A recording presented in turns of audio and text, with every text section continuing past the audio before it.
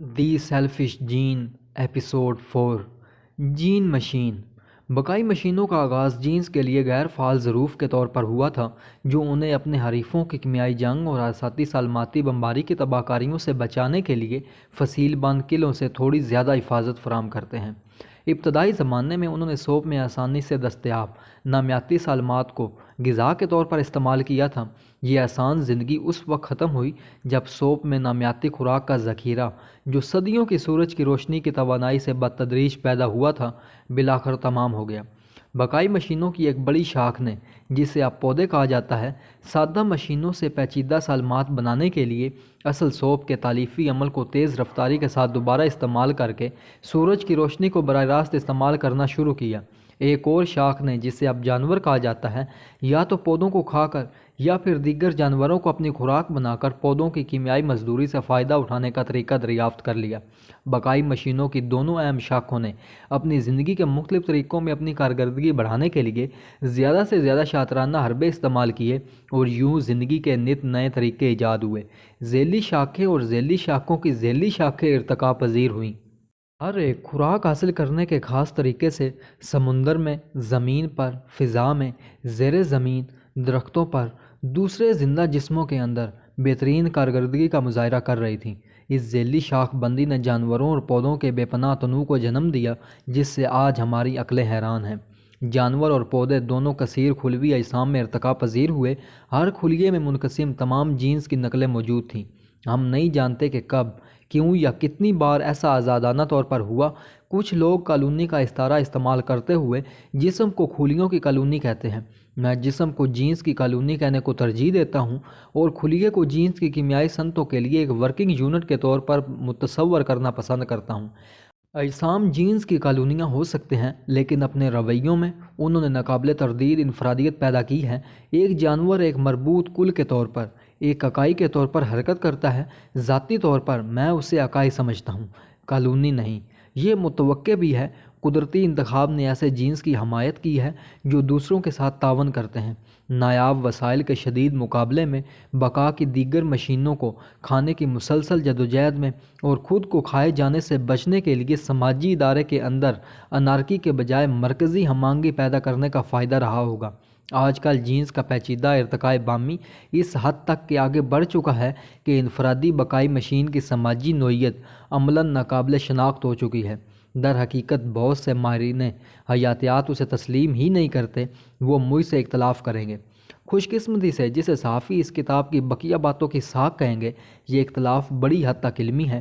جس طرح جب ہم کار کے کام کے طور پر بات کرتے ہیں تو کوانٹا اور بنیادی ذرات کے طور پر بات کرنا آسان نہیں ہوتا۔ اسی طرح جب ہم بقائی مشینوں کے رویوں پر بات کرتے ہیں تو ہر بار جینز کو اس میں گھسیٹتے رہنا اکثر اکتاہٹ کا باعث اور غیر ضروری ہوتا ہے۔ عملاً اندازے کے لیے عمومی طور پر یہ آسان ہے کہ انفرادی جسم کو ایک ایسے ایجنٹ کے طور پر تصور کیا جائے جو آئندہ نسلوں میں اپنے تمام تر جینز کی تعداد کو بڑھانے کے لیے کوشاں ہے۔ میں سہل زبان استعمال کروں گا۔ اگر کسی دوسرے مفہوم کی صراحت نہ کی جائے تو اثار پسندانہ رویوں اور خود غرضانہ رویوں کا مطلب ایک جانور کے گروہ کا دوسرے جانور کے گروہ کے تئیں رویہ ہوگا۔ یہ باب رویے کے بارے میں ہے، یعنی تیز رفتار نقل و حرکت کی چال جس کا بڑی حد تک بقائی مشینوں کی جانوروں کی شاخ نے فائدہ اٹھایا ہے۔ جانور فعال جین و وہیکل، جین مشینیں بن گئے ہیں۔ رویوں کی خصوصیات، جیسا کہ ماہر حیاتیات اس اصطلاح کا استعمال کرتے ہیں، یہ ہے کہ یہ تیز ہے۔ پودے حرکت کرتے ہیں لیکن بہت آہستہ۔ جب کسی انتہائی تیز رفتار فلم میں دیکھا جاتا ہے تو بیلیں فعال جانوروں کی طرح نظر آتی ہیں، لیکن پودوں کی زیادہ تر نقل و حرکت واقعی ناقابل رجعت نمو irreversible گروتھ ہے۔ دوسری طرف جانوروں نے لاکھوں گنا تیزی سے حرکت کرنے کے طریقے وضع کر لیے ہیں۔ مزید برآں وہ جو حرکات کرتے ہیں وہ معکوس یا رجعی ریورسیبل ہوتی ہیں اور غیر معینہ مدت تک دہرائی جا سکتی ہیں۔ جانوروں نے تیزی سے حرکت کی خصوصیت حاصل کرنے کے لیے جو آلے تیار کیے وہ پٹھے تھے۔ پٹھے وہ انجن ہیں جو بھاپ انجن اور اندرونی احتراق انجن کی طرح کیمیائی ایندھن میں ذخیرہ شدہ توانائی کا استعمال میکانیکی حرکت پیدا کرنے کے لیے کرتے ہیں۔ فرق بس یہ ہے کہ بھاپ انجن اور اندرونی احتراق انجنوں کے گیس کے دباؤ کے بالمقابل پٹھوں کی فوری میکانیکی طاقت تناؤ ٹینشن کی شکل میں پیدا ہوتی ہے، لیکن پٹھے انجن جیسے اس لیے ہیں کہ وہ اکثر ڈوریوں، کارڈز اور قبضوں ہنجز والے لیوروں پر اپنی طاقت کا استعمال کرتے ہیں۔ ہمارے اندر لیور کو ہڈیوں کے طور پر جانا جاتا ہے، ڈوریاں ٹینڈن ہیں اور جوڑ قبضے۔ پٹھوں کے کام کرنے کے درست سلامتی طریقوں کے بارے میں کافی کچھ معلوم ہو چکا ہے، لیکن مجھے یہ سوال زیادہ دلچسپ لگتا ہے کہ پٹھوں کے سکڑاؤ کی ٹائمنگ کیسے انجام دی جاتی ہے۔ کیا آپ نے کبھی قدرے پیچیدگی کی حامل مصنوعی مشین کا مشاہدہ کیا ہے، جیسے بنائی یا سلائی مشین، خرگا، خودکار بوٹلنگ فیکٹری یا گھاس کے گٹھر بنانے والی مشین؟ ہر کی طاقت کہیں سے آتی ہے، مثلاً کسی الیکٹرک موٹر سے یا ٹریکٹر سے، لیکن اس سے کہیں زیادہ حیران کن فعال کی پیچیدہ ٹائمنگ ہے۔ والو صحیح ترتیب میں بند ہوتے اور کھلتے ہیں، سٹیل کی انگلیاں بڑی مہارت سے گھاس کے گٹھر کے گرد گرہ باندھتی ہیں اور پھر صحیح لمحے پر ایک چاقو باہر نکلتا ہے اور ڈور کو کاٹ دیتا ہے۔ بہت سی مصنوعی مشینوں میں ٹائمنگ کا حصول گراری کی شاندار ایجاد کا مرہون منت ہے۔ یہ سادہ گھماؤدار حرکت کو کلوں یا خصوصی شکل کے پہیوں کے ذریعہ فعال کے ایک پیچیدہ تال میل میں بدل دیتی ہے۔ میوزیکل باکس بھی اسی اصول پر کام کرتا ہے۔ دیگر مشینیں جیسے سٹیم آرگن اور پیانو کاغذ کے رول یا کارڈ کا استعمال کرتی ہیں، جن میں ایک پیٹرن میں سوراخ ہوتے ہیں۔ حال ہی میں ایسے سادہ میکانیکی ٹائمرز کو الیکٹرانک ٹائمر سے تبدیل کرنے کا رجحان پیدا ہوتا ہے۔ ڈیجیٹل کمپیوٹر بڑے اور ہمہ جہت الیکٹرانک آلات کی مثال ہیں جو حرکات کے پیچیدہ ٹائمنگ کے پیٹرن پیدا کرنے کے لیے استعمال کیے جا سکتے ہیں۔ کمپیوٹر کی طرح جدید الیکٹرانک مشین کا بنیادی جزو سیمی کنڈکٹر ہوتا ہے، جس کی ایک معروف شکل ٹرانزسٹر ہے۔ بقائی مشینوں نے گراری اور پنچ کارڈ کو نظر انداز کیا۔ اپنی نقل و حرکت کی ٹائمنگ کے لیے انہوں نے جن آلات کا استعمال کیا وہ الیکٹرانک کمپیوٹر کے ساتھ زیادہ مشابہ ہیں، اگرچہ بنیادی آپریشن میں یہ کمپیوٹر سے یکسر مختلف ہیں۔ حیاتیاتی کمپیوٹروں کی بنیادی اکائی اعصابی خلیہ یا نیورون اپنے اندرونی کاموں کے لحاظ سے بالکل بھی ٹرانزسٹر جیسا نہیں ہوتا۔ یقینی طور پر وہ کوڈ جس میں نیورونز ایک دوسرے کے ساتھ بات چیت کرتے ہیں کچھ ڈیجیٹل کمپیوٹروں کے پلس کوڈز جیسے لگتے ہیں، لیکن انفرادی نیورون ٹرانزسٹر سے کہیں زیادہ پیچیدہ و نفیس ڈیٹا پروسیسنگ یونٹ ہوتا ہے۔ ٹرانزسٹر کے دیگر اجزاء کے ساتھ محض 3 رابطوں کے بجائے نیورون میں ہزاروں رابط ہو سکتے ہیں۔ نیورون ٹرانزسٹر کے مقابلے میں سست ہوتا ہے، لیکن یہ اپنی چھوٹی جسامت منی ایچرائزیشن میں اس سے بہت آگے ہے۔ ٹرانزسٹر کو چھوٹے سے چھوٹا بنانے کا رجحان گزشتہ 2 دہائیوں میں الیکٹرونکس صنعت پر حاوی رہا ہے۔ اس حقیقت کے پیش نظر کہ انسانی دماغ میں تقریباً 10,000 ملین نیورونز ہوتے ہیں، آپ انسانی دماغ میں صرف چند سو ٹرانزسٹر ہی پیک کر سکتے ہیں۔ پودوں کو نیورون کی ضرورت نہیں ہوتی کیونکہ وہ چلنے پھرنے کے بغیر اپنی خوراک حاصل کر لیتے ہیں۔ تاہم پروٹین جانوروں کے گروہوں کی بڑی اکثریت میں پایا جاتا ہے۔ ہو سکتا ہے کہ جانوروں کے ارتقاء کے آغاز ہی میں یہ دریافت کیا جا چکا ہو، وہ تمام گروہوں کو وراثت میں ملا ہو، یا پھر یہ بھی ممکن ہے کہ آزادانہ طور پر کئی بار دوبارہ دریافت کیا گیا ہو۔ نیورونز بنیادی طور پر صرف خلیات ہوتے ہیں جس میں دوسرے خلیوں کی طرح مرکزہ اور کروموسوم ہوتے ہیں، لیکن ان کی خلیات کی دیواریں لمبی پتلی تار کی طرح باہر نکلی ہوتی ہیں۔ اکثر نیورون میں ایک محض لمبا تار ہوتا ہے جسے ایکسون کہا جاتا ہے۔ اگرچہ ایکسون کی چوڑائی میں خردبینی ہوتی ہے، تاہم اس کی لمبائی کئی فٹ تک ہو سکتی ہے۔ ایسے بھی ایکسون ہوتے ہیں جو کسی زراف کی گردن کی پوری لمبائی تک طویل ہو سکتے ہیں۔ ایکسون عام طور پر موٹی گچھے دار تاروں میں ایک ساتھ بندھے ہوتے ہیں جنہیں عصبے نروز کہا جاتا ہے۔ یہ جسم کے ایک حصے سے دوسرے حصے میں پیغامات کی ترسیل کرتے ہیں، کچھ ٹرنک ٹیلی فون کیبلوں کی طرح۔ دیگر نیورونوں میں مختصر ایکسون ہوتے ہیں اور یہ اعصابی ٹشو کے گھنے ارتکاز میں محدود ہوتے ہیں، جسے گینگلیا کہا جاتا ہے، یا جب وہ بڑے ہوتے ہیں تو دماغ کہلاتے ہیں۔ دماغ کا کام کمپیوٹر کے کام سے عین مشابہ ہے، اس اعتبار سے ان سے مشابہت رکھتے ہیں کہ دونوں قسم کی مشین ان پٹ کے پیچیدہ نمونوں کے تجزیے کے بعد اور ذخیرہ شدہ معلومات کو استعمال کر کے آؤٹ پٹ کے پیچیدہ نمونے پیدا کرتی ہیں۔ دماغ کا بقائی مشینوں کی کامیابی میں حصہ ڈالنے کا بنیادی طریقہ پٹھوں کے سکڑاؤ کو کنٹرول اور مربوط کرنا ہے۔ ایسا کرنے کے لیے انہیں پٹھوں کی طرف کی جانے والی تاروں کی ضرورت پڑتی ہے جنہیں حرکی اعصاب موٹر نروز کہا جاتا ہے، لیکن یہ جینز کے مؤثر تحفظ کا باعث تبھی بنتے ہیں جب پٹھوں کے سکڑاؤ کی ٹائمنگ بیرونی دنیا میں واقعات کی ٹائمنگ سے کچھ تعلق رکھتی ہے۔ جبڑے کے پٹھوں کو صرف اس وقت سکڑنا ضروری ہے جب جبڑوں میں کاٹنے کے قابل کوئی چیز موجود ہو، اور ٹانگ کے پٹھوں کو دوڑنے کے نمونوں میں صرف اس وقت سکڑنا ضروری ہے جب اس کی طرف یا دور بھاگنے کے قابل کوئی شے موجود ہو۔ اس وجہ سے قدرتی انتخاب نے ان جانوروں کو پسند کیا جو حسی اعضاء سینس آرگن سے لیس ہوئے۔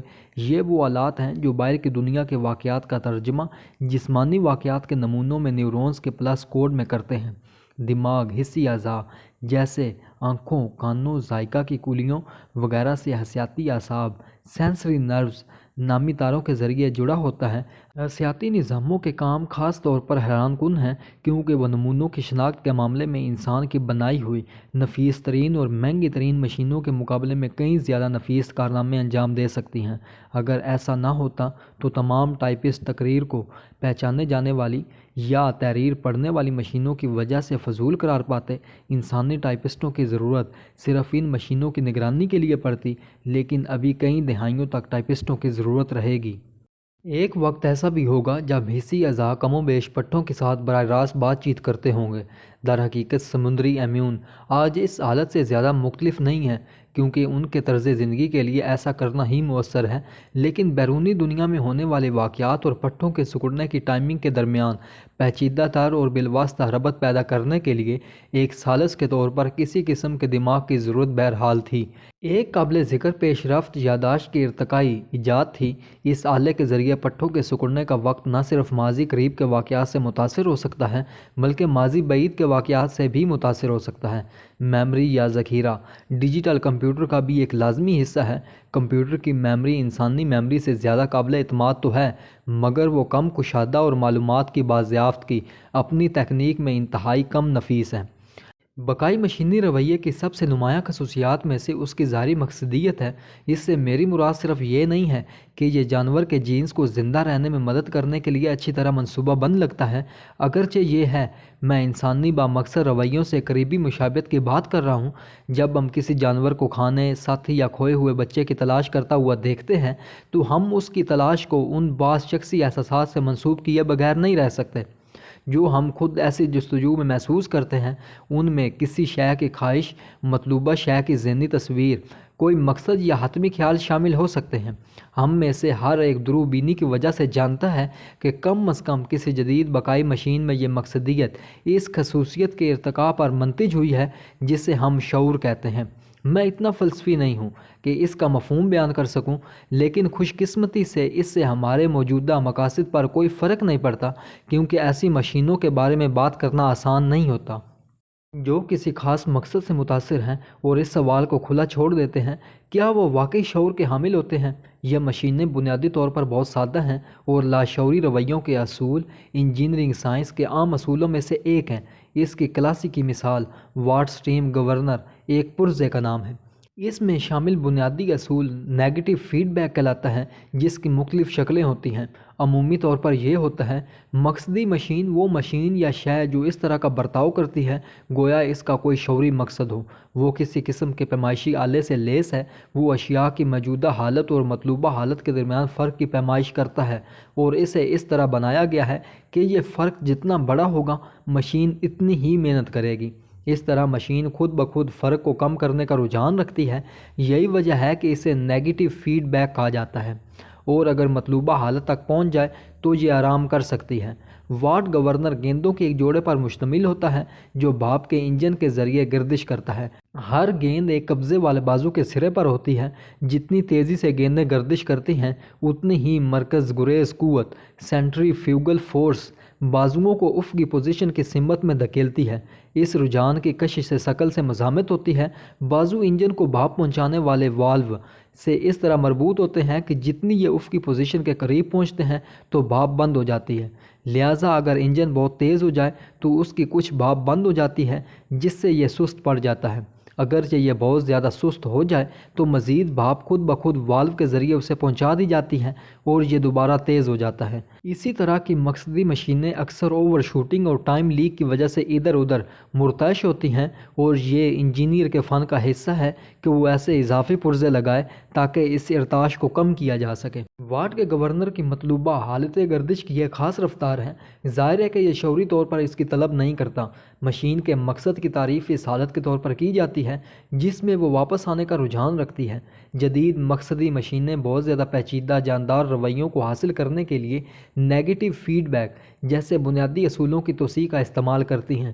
مثال کے طور پر گائیڈ میزائل اپنے ہدف کی سرگرمی سے تلاش کرتے ہوئے نظر آتے ہیں، اور جب یہ ہدف ان کی پہنچ میں ہو تو وہ ان کا پیچھا کرتے ہیں اور ہدف کے گچا دینے اور بعض اوقات اس کے راستے کی پیشین گوئی یا توقع کا بھی اندازہ کرتے ہیں۔ یہ کیسے کیا جاتا ہے اس کی تفصیلات میں جانے کی ضرورت نہیں۔ ان میں مختلف اقسام کے negative feedback, feed forward اور دیگر اصول کار فرما ہوتے ہیں جنہیں انجینئرز اچھی طرح سمجھتے ہیں، اور اب یہ بات معلوم ہے کہ یہی اصول زندہ وجودوں کے افعال میں بڑے پیمانے پر شامل ہیں یا شعور جیسی کسی چیز کا دور کا بھی واسطہ نہیں ہے۔ حالانکہ ایک عام آدمی کے لیے اس کے بظاہر دانستہ اور بامقصد رویوں کو دیکھ کر یہ یقین کرنا مشکل ہوتا ہے کہ میزائل براہ راست کسی انسانی پائلٹ کے کنٹرول میں نہیں ہیں۔ یہ ایک عام غلط فہمی ہے، چونکہ گائیڈڈ میزائل جیسی مشین اصل میں باشعور انسان نے ڈیزائن اور تعمیر کی تھی، اس لیے اسے باشعور انسان کے فوری کنٹرول میں ہونا چاہیے۔ اس غلط فہمی کی ایک اور قسم یہ ہے کہ کمپیوٹر واقعی شطرنج نہیں کھیلتے، کیونکہ وہ صرف وہی کر سکتے ہیں جو ایک انسانی آپریٹر انہیں بتاتا ہے۔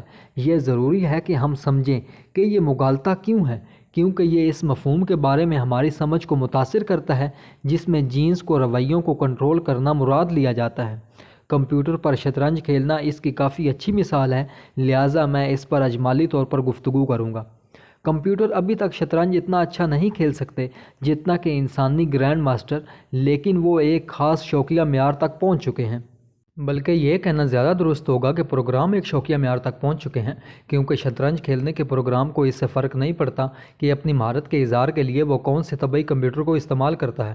اس میں انسانی پروگرامر کا کردار کیا ہے؟ سب سے پہلی بات تو یہ کہ وہ یقینی طور پر ایک کٹھ پتلی کے تار کھینچنے کی طرح چال بچال کمپیوٹر کو ہدایات نہیں دے رہا ہے۔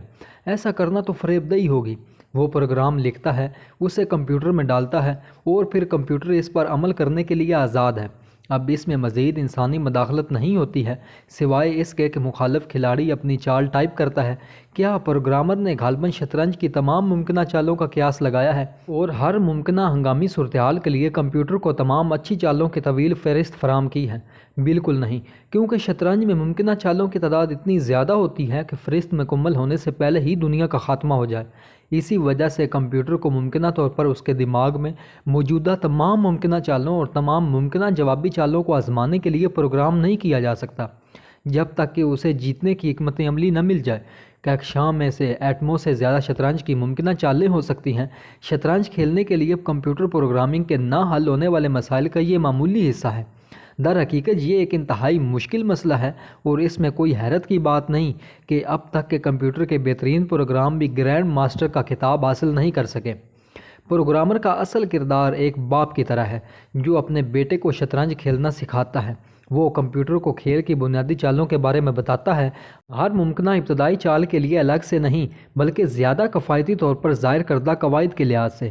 وہ لفظی طور پر سادہ انگریزی میں یہ نہیں کہتا کہ فعل وتری خط میں چال چلتے ہیں، بلکہ وہ یہی بات اس کی مساوی ریاضیاتی زبان میں کہتا ہے۔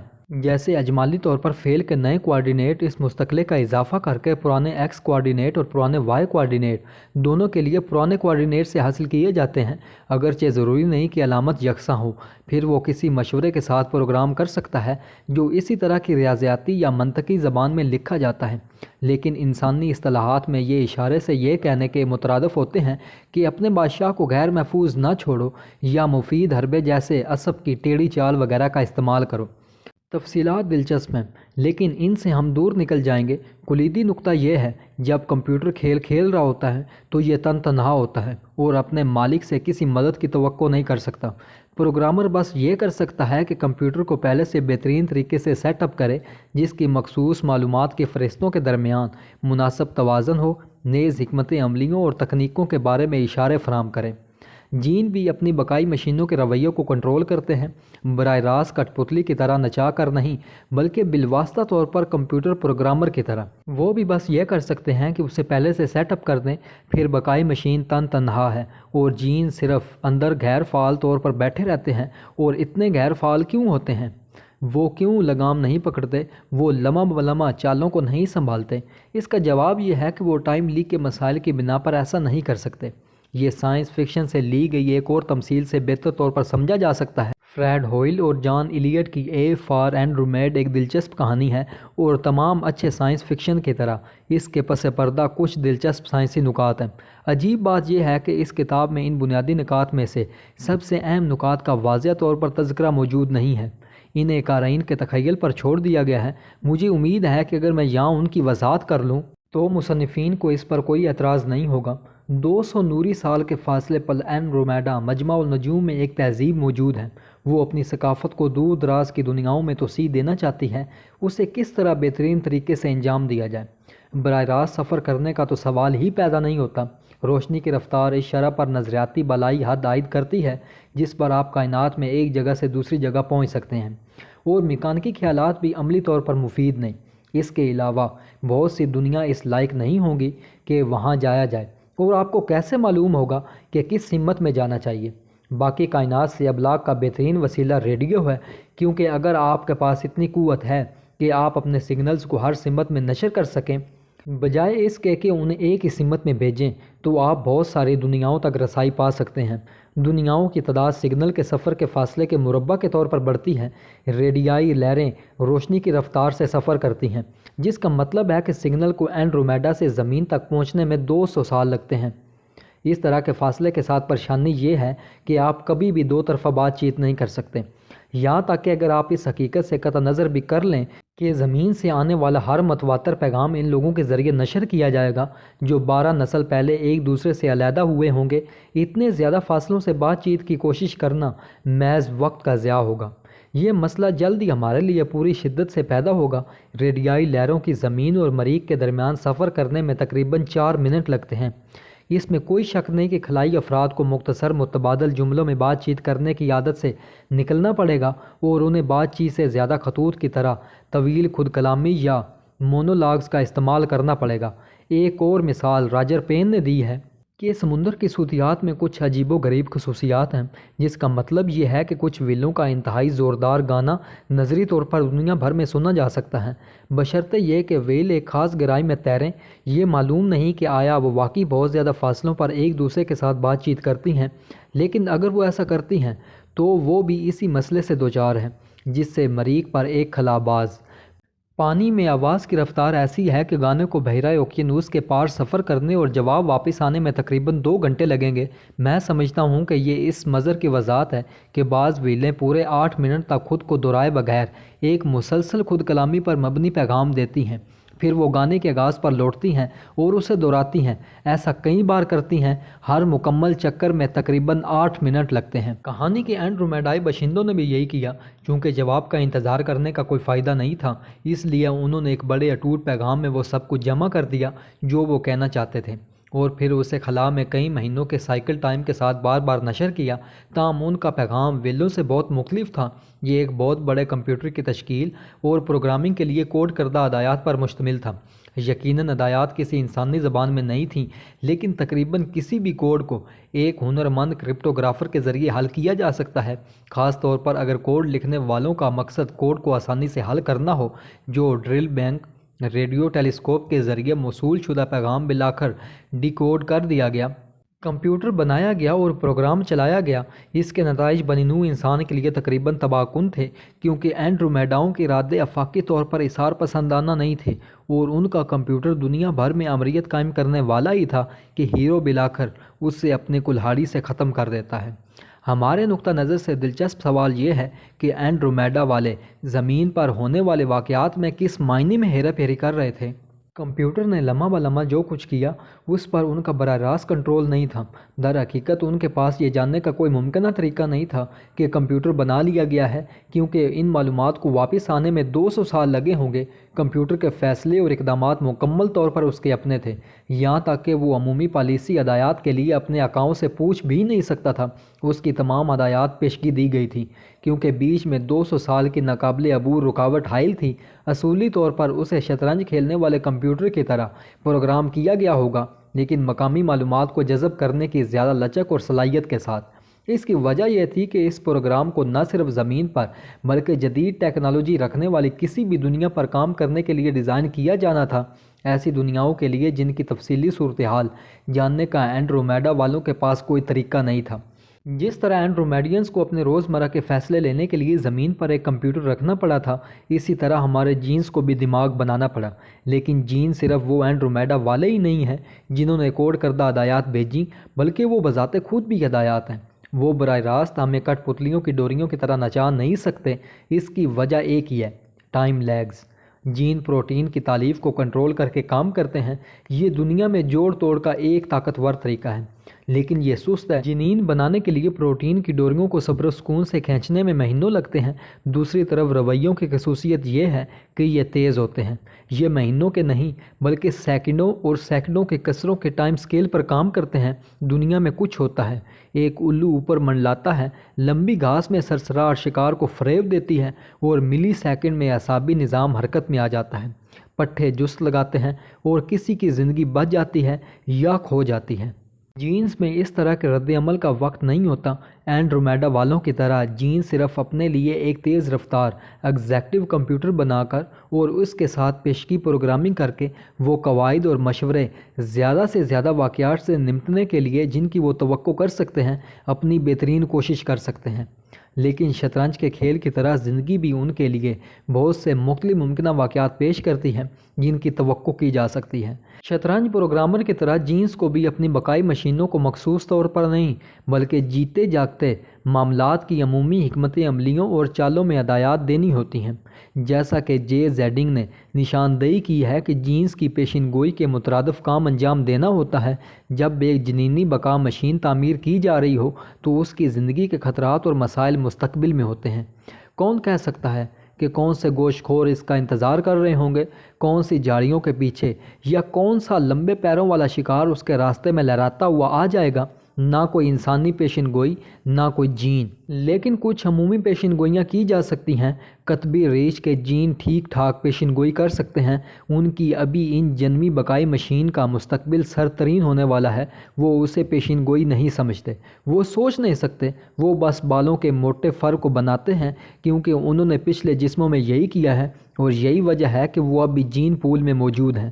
وہ یہ بھی پیشین گوئی کرتے ہیں کہ زمین برفانی ہونے والی ہے اور ان کی پیشین گوئیوں کی بنا پر بالوں کے کوٹ کو سفید بنایا جاتا ہے تاکہ وہ اپنے گرد پیش کے ماحول میں ضم ہو سکے۔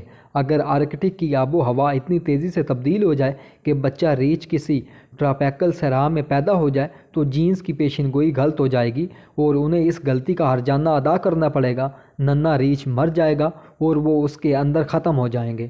کسی پیچیدہ دنیا میں پیشین گوئی کرنا امکانی امر ہے۔ بقائی مشین جو بھی فیصلہ کرتی ہے وہ ایک جوا ہوتا ہے اور یہی جینز کا کام ہے کہ وہ دماغوں کو پیشگی پروگرام کریں تاکہ اوسطاً وہ ایسے فیصلے کرے جن سے فائدہ ہو۔ ارتقاء کے قمار خانے میں استعمال ہونے والی کرنسی بقا ہے، زیادہ صحیح الفاظ میں جین کی بقا، لیکن بہت سے مقاصد کے لیے انفرادی بقا ایک معقول تخمینہ قرار دی جا سکتی ہے۔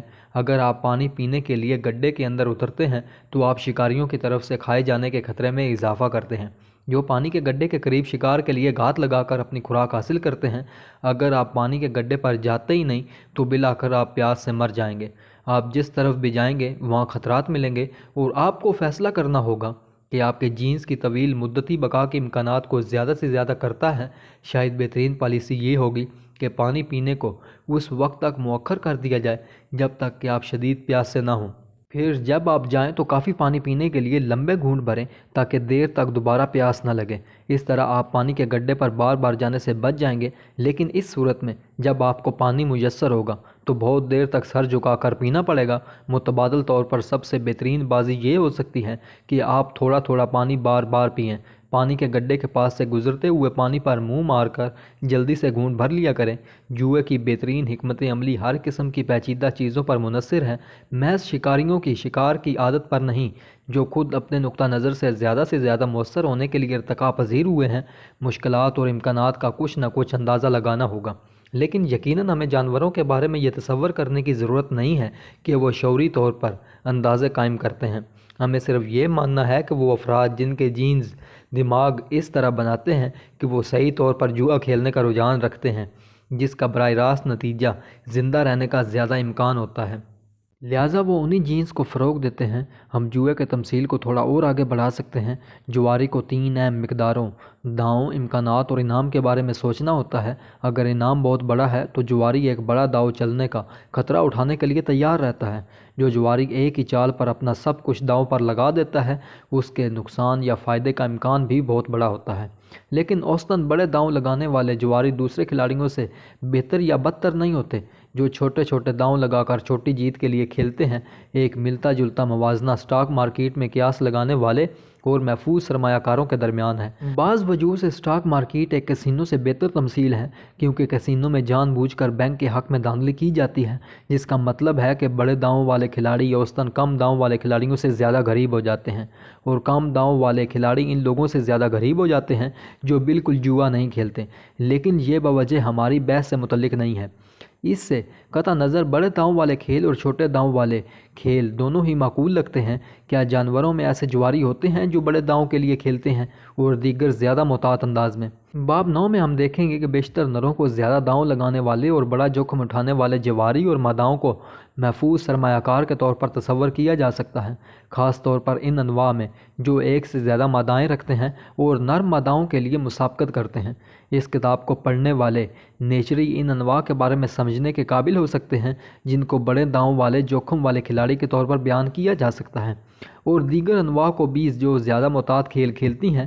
اب میں اس زیادہ عمومی موضوع پر لوٹتا ہوں کہ جین مستقبل کے بارے میں پیشن گوئی کیسے کرتے ہیں۔ جینز کے لیے غیر متوقع ماحول میں پیشن گوئی کرنے کے مسئلے کو حل کرنے کا ایک طریقہ سیکھنے کی صلاحیت پیدا کرنا ہے۔ یہاں پروگرام بقائی مشین کے لیے مندرجہ ذیل ہدایات کی شکل اختیار کر سکتا ہے۔ یہ ان چیزوں کی ایک فہرست ہے جن کی تعریف انعام کے طور پر کی گئی ہے: منہ میں اچھا ذائقہ، شہوت انگیزی، خوشگوار درجہ حرارت، مسکراتا ہوا بچہ۔ اور یہ رہی خراب چیزوں کی ایک فہرست: درد کی مختلف اقسام، متلی، خالی پیٹ، چینکنے والا بچہ۔ اگر آپ کو کچھ ایسا کرنا ہے جس کے بعد کوئی خراب چیز واقعہ نہ ہو تو دوبارہ ایسا نہ کریں، لیکن دوسری جانب کوئی بھی ایسی چیز دہرائیں جس کے بعد اچھی چیزوں میں سے کچھ واقعہ ہو۔ اس قسم کی پروگرامنگ کا فائدہ یہ ہے کہ ان تفصیلی قواعد کی تعداد کو بہت کم کر دیتی ہے جنہیں اصل پروگرام میں شامل کیے جانے کی ضرورت ہے، اور یہ ماحول میں ہونے والی ان تبدیلیوں سے نمٹنے کی صلاحیت بھی رکھتی ہے جن کی تفصیلی پیشن گوئی نہیں کی جا سکتی۔ دوسری طرف کچھ پیشن گوئیاں اب بھی کرنی پڑتی ہیں۔ ہماری مثال میں جینز پیشن گوئی کرتے ہیں کہ منہ میں اچھا ذائقہ اور شہوت انگیزی اس لحاظ سے اچھے ہیں کہ میٹھا کھانا اور مجامعت جینز کی بقا کے لیے مفید ہونے کا امکان بڑھاتے ہیں۔ اس مثال کے مطابق اسکرین اور جل کے امکانات کی توقع نہیں کی جاتی، اور نہ ہی ہمارے ماحول میں شکر زیادہ کھانے کے خطرات کی جہاں یہ غیر فطری طور پر کثرت سے موجود ہیں۔ شطرنج کھیلنے والے بعض کمپیوٹر پروگراموں میں سیکھنے کی حکمت عملی استعمال کی جاتی ہے۔ یہ پروگرام دراصل انسانی حریفوں کے خلاف یا دوسرے کمپیوٹروں کے خلاف کھیلتے ہوئے بہتر ہو جاتے ہیں، اگرچہ وہ قواعد و ضوابط اور حربوں کے ذخیرے سے لیس ہوتے ہیں۔ لیکن ان میں ایک چھوٹا سا بے ترتیب رجحان بھی ہوتا ہے، جیسے ان کے فیصلے سازی کرنے کے طریقہ کار میں شامل رکھا جاتا ہے۔ وہ ماضی کے فیصلے ریکارڈ کرتے ہیں، اور جب بھی وہ کوئی کھیل جیتتے ہیں تو فتح سے پہلے کی چالوں کو دیے گئے وزن میں تھوڑا سا اضافہ کر دیتے ہیں، تاکہ اگلی بار ان کے امکانات تھوڑے سے بڑھ جائیں کہ دوبارہ ان ہی چالوں کو چنیں۔ مستقبل کی پیشن گوئی کرنے کا سب سے دلچسپ طریقہ نقل یعنی سیمولیشن ہے۔ اگر کوئی جنرل یہ جاننا چاہتا ہے کہ آیا کوئی خاص فوجی منصوبہ متبادل سے بہتر ہوگا یا نہیں، تو اسے پیشن گوئی کرنے کا مسئلہ درپیش ہے۔ موسمی مظاہر کی نامعلوم مقدار اور اس کے اپنے فوجیوں کے حوصلے اور دشمن کے ممکنہ جوابی اقدامات۔ ایک منصوبہ اچھا ہے یا نہیں، اسے جانچنے کا ایک طریقہ تو یہی ہے کہ اسے آزما کر دیکھ لیا جائے، لیکن اس آزمائش کو سوچے گئے تمام عارضی منصوبوں کے لیے استعمال کرنا مطلوب ہے۔ اگر ملک کے لیے شہید ہونے والے نوجوانوں کی فراہمی لامحدود ہوتی تو ایسا کرنا ممکن تھا۔ منصوبے بہت زیادہ ہیں۔ بہتر یہ ہوگا کہ مختلف منصوبوں کو مہلک جنگ کے بجائے ڈمی مشقوں میں آزمایا جائے۔ یہ خالی گولہ بارود کا استعمال کرتے ہوئے نارتھ لینڈ کے ساتھ ساؤتھ لینڈ سے لڑنے کی مشقوں پر مشتمل ہو سکتا ہے، لیکن یہ بھی وقت اور مواد کے لحاظ سے مہنگا ہے۔ کم خرچ سے جنگی کھیل کھیلے جا سکتے ہیں جس میں ٹین کے سپاہی اور چھوٹے کھلونے ٹینک ایک بڑے نقشے کے ارد گرد گھمائے جا سکتے ہیں۔ حال ہی میں کمپیوٹروں نے نہ صرف فوجی حکمت عملی میں بلکہ ان تمام شعبے میں جہاں مستقبل کی پیشن گوئی ضروری ہے، جیسے معاشیات، ماحولیات، سماجیات اور بہت سے دیگر شعبوں میں سیمولیشن فنکشن کے بڑے حصے پر قبضہ جما لیا ہے۔ تکنیک اس طرح کام کرتی ہے، کمپیوٹر میں دنیا کے کسی پہلو کا ماڈل سیٹ اپ کیا جاتا ہے۔ اس کا مطلب یہ نہیں ہے کہ اگر آپ ڈھکن کھول کر دیکھیں تو آپ کو اندر ایک چھوٹی سی ڈمی نظر آئے گی جو نقل کردہ شے کی شکل سے مشابہت رکھتی ہے۔ شطرنج کھیلنے والے کمپیوٹر میں میموری بینکوں کے اندر کوئی ذہنی تصویر نہیں ہوتی جسے شطرنج کے تختے کے طور پر پہچانا جا سکے، جس پر اسپ اور پیادے بیٹھے ہوئے ہوں۔ شطرنج کے تختے اور اس کی موجودہ پوزیشن کی نمائندگی الیکٹرانک کوڈ شدہ نمبروں کی فہرست سے کی جاتی ہے۔ ہمارے لیے ایک نقشہ دنیا کے ایک حصے کا ایک چھوٹا پیمانہ ماڈل ہے جو دو آبادی ہوتا ہے۔ کمپیوٹر میں ایک نقشے کو متبادل طور پر قصبوں اور دیگر مقامات کی فہرست کے طور پر پیش کیا جا سکتا ہے۔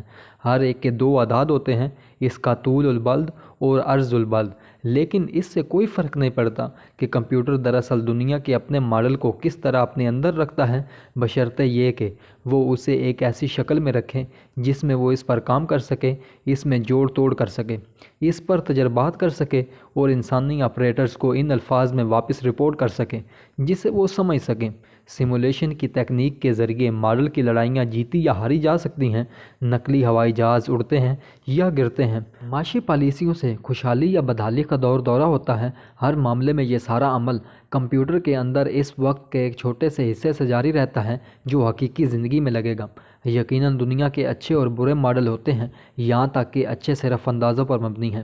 سیمولیشن خواہ کتنی ہی کی جائے، حقیقت میں کیا ہوگا اس کی صحیح پیشن گوئی نہیں کر سکتی، لیکن ایک اچھی سیمولیشن اندھیرے میں تیر چلانے اور غلطی کرنے سے بہتر ہے۔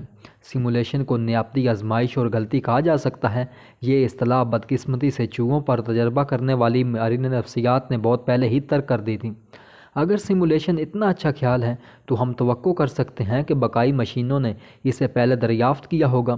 آخرکار انہوں نے انسانی انجینئرنگ کی بہت سی دیگر تکنیکیں ایجاد کیں جو ہمارے منظرنامے پر آنے سے بہت پہلے کی ہیں، جیسے فوکس کرنے والی لینس اور پیرابولک ریفلیکیٹر، آواز کی لہروں کا فریکوینسی تجزیہ، سرو کنٹرول، سونار آنے والی معلومات کی بفر سٹوریج اور بے شمار دیگر تکنیکیں جن کے طویل نام ہیں۔ ان کی تفصیلات میں جانا غیر ضروری ہے۔ سیمولیشن کے بارے میں کیا خیال ہے؟ جب آپ کو خود مستقبل میں نامعلوم مقدار کا کوئی مشکل فیصلہ درپیش ہو، آپ کو سیمولیشن کی کسی شکل کو اختیار کرنا پڑتا ہے۔ آپ تصور کرتے ہیں کہ اگر آپ کو حاصل ہر متبادل کو آپ آزماتے ہیں تو کیا ہوگا۔ آپ اپنے ذہن میں ایک ماڈل بناتے ہیں، دنیا کی ہر چیز کا نہیں بلکہ ان وجودوں کے محدود سیٹ کا جو آپ کے خیال میں متعلقہ ہو سکتے ہیں۔ آپ انہیں اپنے ذہن کی آنکھ میں واضح طور پر دیکھ سکتے ہیں یا آپ ان کی اسٹائلائزڈ تجرید کو دیکھ سکتے ہیں اور ان میں جوڑ توڑ کر سکتے ہیں۔ کسی صورت میں یہ امکان نہیں ہے کہ آپ کے دماغ میں کہیں ان واقعات کا ایک حقیقی مقامی نمونہ ہوگا جن کا آپ تصور کر رہے ہیں، لیکن کمپیوٹر کی طرح ہی آپ کا دماغ دنیا کے اپنے ماڈل کی نمائندگی کرتا ہے، اگرچہ اس کی تفصیلات اس حقیقت سے کم اہم ہیں کہ وہ اس کے ممکنہ واقعات کی پیشن گوئی کرنے کے قابل ہے۔ وہ بقائی مشینیں جو مستقبل کو سیمولیٹ کر سکتی ہیں، ان بقائی مشینوں سے ایک قدم آگے ہیں جو صرف سریع آزمائش، اوور ٹرائل اور غلطی کی بنیاد پر سیکھ سکتی ہیں۔ سریع آزمائش کے ساتھ پریشانی یہ ہے کہ اس میں وقت اور توانائی لگتی ہے۔ سریع غلطی کے ساتھ پریشانی یہ ہے کہ یہ اکثر مہلک ہوتی ہے۔ سیمولیشن محفوظ بھی ہے اور تیز بھی۔ ایسا لگتا ہے کہ سیمولیٹ کرنے کی صلاحیت کا ارتقاء شخصی شعور پر منتج ہوا ہے۔ ایسا کیوں ہوا؟ میرے نزدیک یہ جدید حیاتیات کے لیے سب سے بڑا معمہ ہے۔ یہ تصور کرنے کی کوئی وجہ نہیں ہے کہ الیکٹرونک کمپیوٹر جب سیمولیٹ کرتے ہیں تو باشعور ہوتے ہیں، حالانکہ ہمیں یہ تسلیم کرنا پڑتا ہے کہ مستقبل میں ہو سکتا ہے کہ ایسا ہو جائے۔ شاید شعور اس وقت پیدا ہوتا ہے جب دماغ کی دنیا کی سیمولیشن اتنی مکمل ہو جاتی ہے کہ وہ اس میں لازمی طور پر اپنا ایک ماڈل شامل کر دیتا ہے۔ ظاہر ہے کہ بقائی مشین کے اعضاء اور جسم کو اس کی سیمولیٹڈ دنیا کا ایک اہم حصہ ہونا ہی چاہیے۔ غالباً اسی وجہ سے سیمولیشن کو خود دنیا کا ایک حصہ سمجھا جا سکتا ہے۔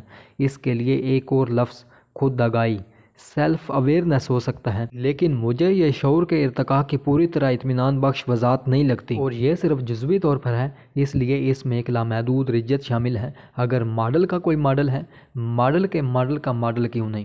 شعور کی طرف سے اٹھائے گئے فلسفیانہ مسائل جو بھی ہوں، اس کہانی کے مقصد کے لیے اسے اپنے حتمی آقا جین سے انتظامی فیصلہ ساز کی حیثیت سے بقائی مشینوں کی آزادی کی سمت میں ارتقاء رجحان کی یا انتہا کے طور پر سوچا جا سکتا ہے۔ دماغ نہ صرف بقائی مشین کے روزمرہ کی دوڑ کے معاملات کے انچارج ہیں، بلکہ انہوں نے مستقبل کی پیشن گوئی کرنے والے اور اس کے مطابق کام کرنے کی صلاحیت بھی کسب کر لی ہے۔ یہاں تک کہ جینز کے احکام سے بغاوت کرنے کی طاقت بھی رکھتے ہیں، مثال کے طور پر زیادہ سے زیادہ بچے پیدا کرنے سے انکار کر کے۔ لیکن اس لحاظ سے انسان ایک بہت خاص معاملہ ہے، جیسا کہ ہم دیکھیں گے۔ ان سب کا اظہار پسندی اور خود غرضی سے کیا تعلق ہے؟ میں اس خیال کی تعمیر کرنے کی کوشش کر رہا ہوں کہ جانوروں کے رویے، چاہے وہ اظہار پسندانہ ہوں یا خود غرضانہ، بالواسطہ لیکن طاقت ور معنی میں جینز کے کنٹرول میں ہیں۔ بقائی مشینوں اور ان کے اعصابی نظام کی تعمیر کے طریقے کی ہدایات دے کر جینز رویوں پر زبردست حکم لگاتے ہیں، لیکن اس کے بعد کیا کرنا ہے، اس کے بارے میں لمحہ بلمحہ فیصلے اعصابی نظام کے ذریعے انجام دیے جاتے ہیں۔ جین بنیادی پالیسی فیصلہ ساز ہیں، دماغ ان کے منتظم ہیں، لیکن جیسے جیسے دماغ زیادہ ترقی یافتہ ہوتے چلے گئے، انہوں نے زیادہ سے زیادہ حقیقی پالیسی پر مبنی فیصلوں پر قبضہ کر لیا، سیکھنے اور ایسا کرنے میں سیمولیشن جیسی ترکیبیں استعمال کیں۔ اس رجحان کا منطقی نتیجہ ہوا، جو بھی ابھی تک کسی بھی دیگر نوع میں نہیں پہنچا ہے، یہ ہوگا کہ جینز بقائی مشین کو ایک مجموعی پالیسی کی ہدایات دے، یعنی ہمیں زندہ رکھنے کے لیے تم جو بھی بہتر سمجھو کرو۔ کمپیوٹر اور انسانی فیصلہ سازی کی تمثیلات بہت اچھی صحیح، لیکن اب ہمیں زمین پر اترنا ہوگا اور یاد رکھنا ہوگا کہ ارتقاء در حقیقت جین پول میں جینز کی تفرقی بقا کے ذریعے مرلہ بمرلہ ہوتا ہے، لیکن ایک رویے کے نمونے کے لیے، اظہار پسندانہ یا خود غرضانہ۔ ارتقاء کے لیے ضروری ہے کہ جین کی خاطر رویے ایک حریف جین یا الیل کے مقابلے میں جین پول میں کچھ مختلف رویوں کے لیے زیادہ کامیابی سے زندہ رہیں۔ اظہار پسندانہ رویوں کے لیے جین کا مطلب ہے کوئی بھی وہ جین جو اعصابی نظام کے نشوونما کو اس طرح متاثر کرے کہ ان کے اظہار پسندانہ رویوں کا امکان پیدا کر سکے۔ کیا اظہار پسندانہ رویوں کے جینیاتی توارث کا تجرباتی ثبوت ہے؟ نہیں، لیکن یہ حیرت کی بات نہیں، کیونکہ کسی بھی طرح کے رویوں کی جینیٹکس پر بہت کم کام کیا گیا ہے۔ اس کے بجائے میں آپ کو رویوں کے ایک مطالعے کے بارے میں بتاتا ہوں جو بظاہر اظہار پسندانہ نہیں ہے، لیکن اتنا پیچیدہ ہے کہ دلچسپ ہے۔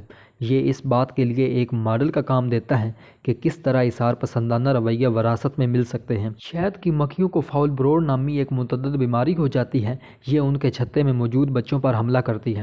مکھی پالنے والوں کے ذریعے استعمال کی جانے والے گھریلو نسلوں میں سے بعض دوسروں کے مقابلے میں فاؤل بروڈ سے زیادہ خطرے میں ہوتی ہیں، اور ایسا معلوم ہوتا ہے کہ یہ ان سٹیرنز کے درمیان فرق کی بنا پر ہے۔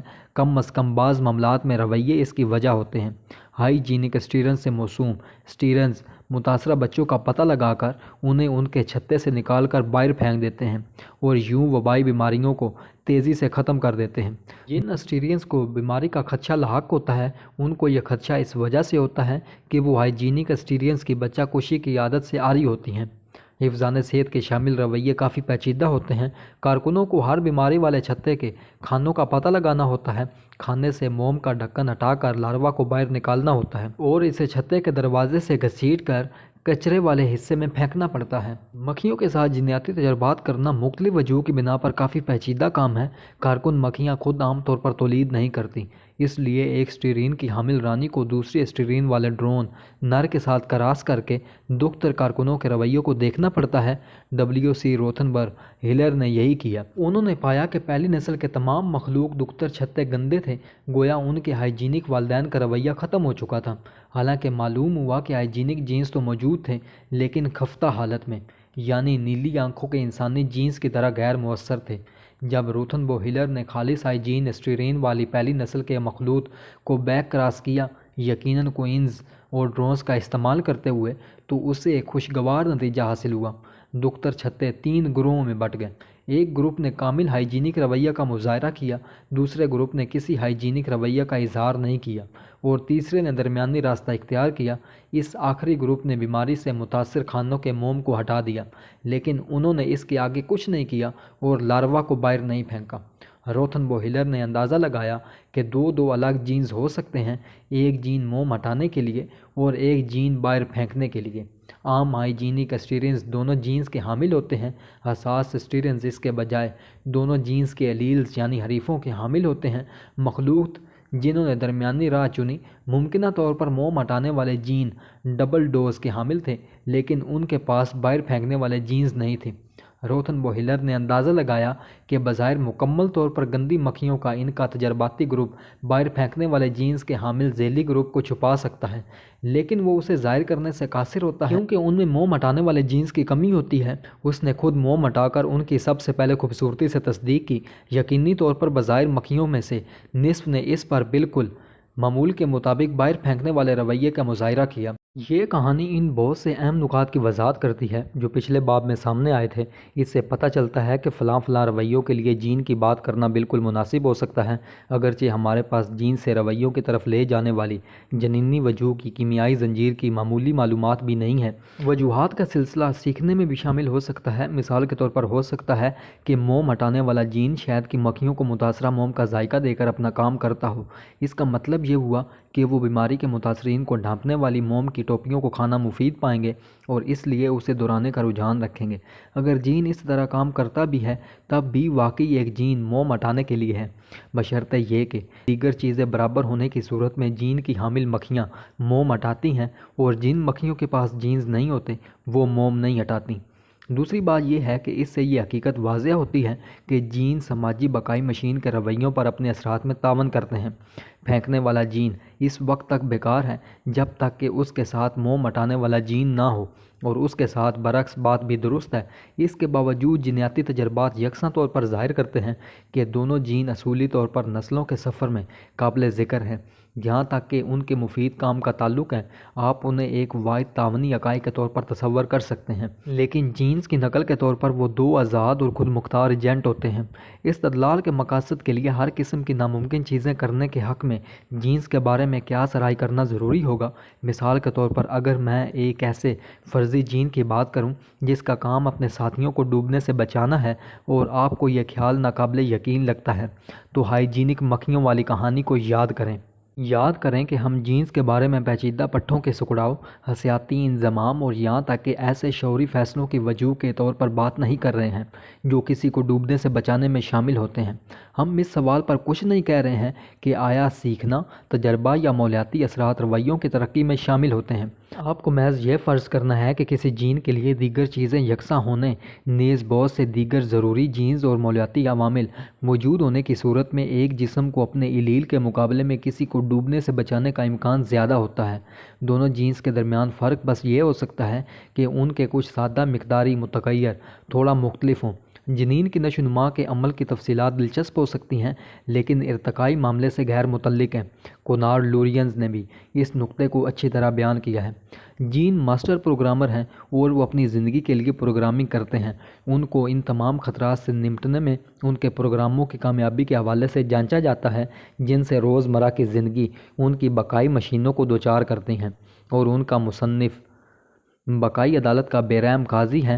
ہم بعد میں ان طریقوں پر گفتگو کریں گے جن کے ذریعے جینی بقا کو بظاہر اثار پسندانہ رویوں سے فروغ دیا جا سکتا ہے، لیکن بقائی مشین اور اس کے لیے فیصلے کرنے والے دماغ کی واضح اولین ترجیحات انفرادی بقا اور تولید ہیں۔ کالونی کے تمام جینز ان ترجیحات پر متفق ہوں گے، لہٰذا جانور خوراک تلاش کرنے اور شکار کرنے، شکار کیے جانے سے بچنے، خود کو کسی دوسرے جانور کی خوراک بننے سے بچانے، بیماری اور حادثے سے بچنے، ناموافق موسمی حالات سے خود کو محفوظ رکھنے، جنس مخالف کے افراد کو تلاش کرنے اور ان کی مجامعت پر آمادہ کرنے، اور اپنے بچوں کو ان فوائد سے نوازنے جن سے وہ لطف اندوز ہوتے ہیں کے لیے بڑی تگ و دو کرتے ہیں۔ میں یہاں مثالیں پیش نہیں کروں گا۔ اگر آپ کو مثال چاہیے تو غور سے اپنے آس پاس کسی بھی جنگلی جانور کا مشاہدہ کر لیں۔ میں یہاں ایک خاص قسم کے رویوں کا ذکر کرنا چاہتا ہوں کیونکہ جب ہم اثار پسندی اور خود غرضی کی بات کریں گے تو ہمیں دوبارہ اس کا حوالہ دینے کی ضرورت ہوگی۔ یہ وہ رویہ ہے جس پر وسیع پیمانے پر ابلاغ کمیونیکیشن کا لیبل لگایا جا سکتا ہے۔ کہا جا سکتا ہے کہ کسی بقائی مشین نے کسی دوسری مشین کے ساتھ اس وقت ابلاغ کیا جب وہ اس کے رویوں یا اس کے اعصابی نظام کی حالت پر اثر ڈالتی ہے۔ یہ کوئی ایسی تعریف نہیں ہے جس کا مجھے بہت طویل عرصے تک دفاع کرنا پڑے، لیکن یہ موجودہ مقاصد کے لیے کافی اچھی ہے۔ اثر سے میری مراد براہ راست علت کا اثر، ڈائریکٹ کیجول انفلوئنس ہے۔ ابلاغ کی مثالیں بے شمار ہیں۔ پرندوں، مینڈکوں اور جھینگروں میں گیت، کتوں میں دم ہلانا اور دانت دکھانا، چمپینزی میں کھلکھلانا، انسانوں میں اشارے اور زبان، بقائی مشینوں کے اقدامات کی ایک بڑی تعداد دیگر بقائی مشینوں کے رویوں کو متاثر کر کے بالواسطہ طور پر ان کے جینز کی بہبود کو فروغ دیتی ہے۔ جانور اس ابلاغ کو مؤثر بنانے کے لیے بڑی کوششیں کرتے ہیں۔ پرندوں کی سریلی آوازوں سے انسان ہمیشہ محصور ہوتے رہے ہیں۔ میں نے اس سے قبل ہم بیک وہیل کے وسیع تر اور پراسرار گانے اور اس کی غیر معمولی حد کا حوالہ دیا ہے، جس کی فریکوینسیز کی رینج سب سونگ سرگوشیوں سے الٹراسونک چینخوں تک انسانی سماعت کے پورے دائرے پر محیط ہے۔ مول جھینگر، مول کرکٹس اپنے گانے کو ایک ایسے بل میں گا کر اس کا شور بے حد بڑھا دیتے ہیں جسے وہ احتیاط سے اس شکل میں کھودتے ہیں جو میگا فون سے مشابہ ہوتا ہے۔ مکھیاں دوسری مکھیوں کو کھانے کی سمت اور فاصلے کے بارے میں درست معلومات دینے کے لیے اندھیرے میں رقص کرتی ہیں۔ یہ ابلاغ کا ایک ایسا کارنامہ ہے جس کا مقابلہ صرف انسانی زبان ہی کر سکتی ہے۔ ایتھولوجسٹ میں یہ کہانی عام ہے کہ مواصلاتی اشارے مرسل سینڈر اور رسول کنندہ ریسیپینٹ دونوں کے باہمی فائدے کے لیے ارتقا پذیر ہوتے ہیں۔ مثال کے طور پر چوزے اگر کھو جائیں یا انہیں سردی لگے تو تیز آواز نکال کر اپنی ماں کے رویوں پر اثر انداز ہوتے ہیں۔ اس سے عام طور پر ماں کو بلانے کا فوری اثر ہوتا ہے، جس سے چوزے واپس اپنے مرکزی گول کی طرف پہنچا دیے جاتے ہیں۔ کہا جا سکتا ہے کہ یہ رویے باہمی فائدے کے لیے ارتقا پذیر ہوئے ہیں۔ اس لحاظ سے قدرتی انتخاب نے ان بچوں کی حمایت کی جو کھو جانے پر تیز آواز نکالتے ہیں، اور ان ماؤں کی بھی جو ان آوازوں پر مناسب رد عمل دیتی ہیں۔ اگر ہم چاہیں، اگرچہ ضروری نہیں، تو ہم تیز آواز جیسے اشاروں کی کوئی معنی یا معلومات کی ترسیل سمجھ سکتے ہیں، جیسے میں کھو گیا ہوں۔ چھوٹے پرندوں کی ایسی تنبیہی آواز جس کا میں نے باب 1 میں ذکر کیا ہے، معلومات جیسے چیل آ گئی کی ترسیل کہی جا سکتی ہے۔ وہ جانور جو یہ معلومات حاصل کر کے اس پر عمل کرتے ہیں انہیں فائدہ ہوتا ہے، لہٰذا معلومات کو سچ کہا جا سکتا ہے۔ لیکن کیا جانور کبھی غلط معلومات کا ابلاغ کرتے ہیں؟ کیا وہ کبھی جھوٹ بولتے ہیں؟ کسی جانور کے جھوٹ بولنے کے تصور سے غلط فہمی ہونے کا امکان ہے، لہٰذا سب سے پہلا میں اس کا ازالہ کر دوں۔ مجھے یاد ہے کہ میں نے بیٹرس اور ایلن گارڈنر کے ان مشہور بات کرنے والے چمپینزی ویشیو پر ایک لیکچر میں شرکت کی تھی۔ یہ مادہ چمپینزی امریکن سائن لینگویج کا استعمال کرتی ہے اور اس کی حصولیابی زبان کے طلباء کے لیے شاید بڑی دلچسپ رکھتی ہے۔ سامعین میں کچھ فلسفی موجود تھے اور لیکچر کے بعد ہونے والی بحث میں ان کا اس سوال پر بہت زور تھا، کیا واشو جھوٹ بول سکتی ہے؟ مجھے لگا کہ گارڈنر نے سوچا ہوگا کہ بحث کرنے کے لیے اور بھی دلچسپ موضوعات ہیں، اور میں ان سے متفق ہوں۔ اس کتاب میں ان فلسفیوں سے کہیں زیادہ سیدھے معنوں میں فریب اور جھوٹ جیسے الفاظ استعمال کر رہا ہوں۔ وہ فریب دینے کے شعوری ارادے میں دلچسپی رکھتے تھے، میں صرف فریب دہی کے مساوی اثر کے بارے میں بات کر رہا ہوں۔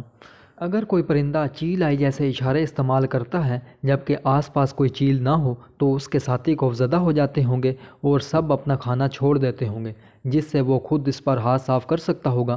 ہم کہہ سکتے ہیں کہ اس نے جھوٹ بولا، ہمارا اس سے یہ مطلب ہرگز نہیں ہوگا کہ اس نے جان بوجھ کر فریب دینے کا ارادہ کیا ہوگا۔ اس سے بس اتنی ہی مراد ہے کہ جھوٹے پرندے نے دوسرے پرندوں کی قیمت پر کھانا حاصل کیا، اور دوسرے پرندوں کے اڑنے کی وجہ یہ تھی کہ انہوں نے جھوٹے پرندے کی چینخ پر رد عمل کا اظہار کیا جو کسی چیل کی موجودگی میں مناسب طرز عمل تھا۔